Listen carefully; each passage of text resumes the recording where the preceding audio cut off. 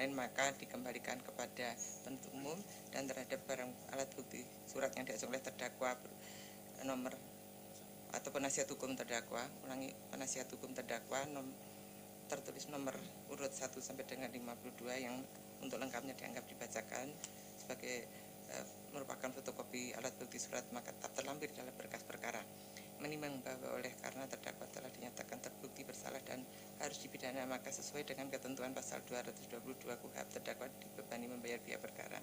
Mengingat pasal 3 untuk pasal 18 Undang-Undang Nomor 31 Tahun 1999 tentang pemberantasan tindak pidana korupsi, yaitu Undang-Undang Nomor 20 Tahun 2001 tentang perubahan Undang-Undang Nomor 31 Tahun 1999 yaitu pasal 55 ayat 1 ke 1 KUHP pidana, yaitu pasal 64 KUHP, Undang-Undang Nomor 8 Tahun 81 tentang KUHP serta peraturan lain yang berkaitan.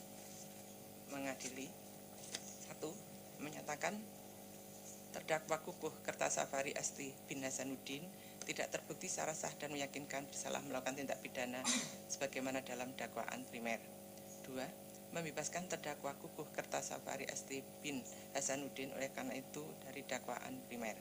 3. Menyatakan Kukuh Kertasafari Asti bin Hasanuddin terbukti secara sah dan meyakinkan bersalah melakukan tindak pidana korupsi secara bersama-sama dan berlanjut sebagaimana dalam dakwaan subsidiar.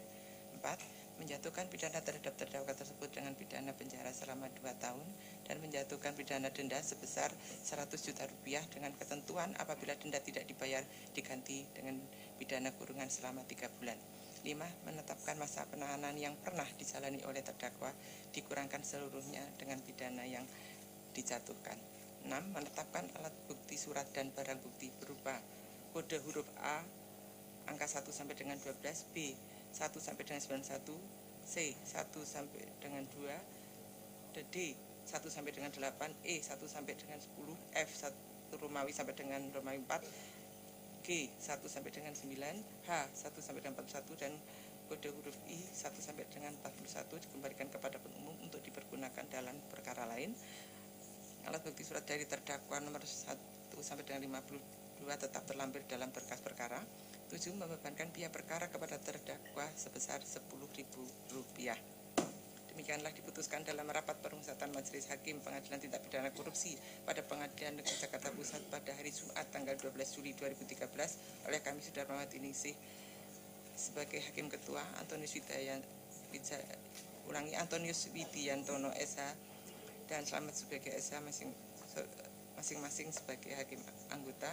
Putusan mana diucapkan dalam persidangan yang terbuka untuk umum pada hari Rabu tanggal 17 Juli 2013 oleh majelis yang sama dengan dibantu oleh Widya Astuti SH sebagai panitera pengganti pada Pengadilan Tindak Pidana Korupsi tersebut, dan dihadiri Rudi Surma SH dan SHMH dan kawan-kawan Jaksa Penuntut Umum pada Kejaksaan Negeri Jakarta Selatan, terdakwa, dan dihadiri penasihat hukum terdakwa.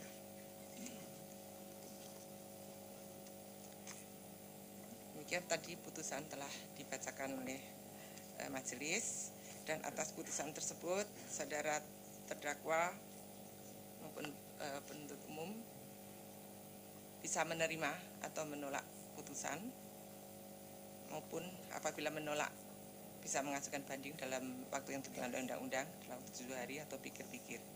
Itulah yang menjadi hak saudara untuk bisa mengetahui hak-hak yang adanya putusan ini. Dengan demikian sidang dinyatakan selesai dan ditutup.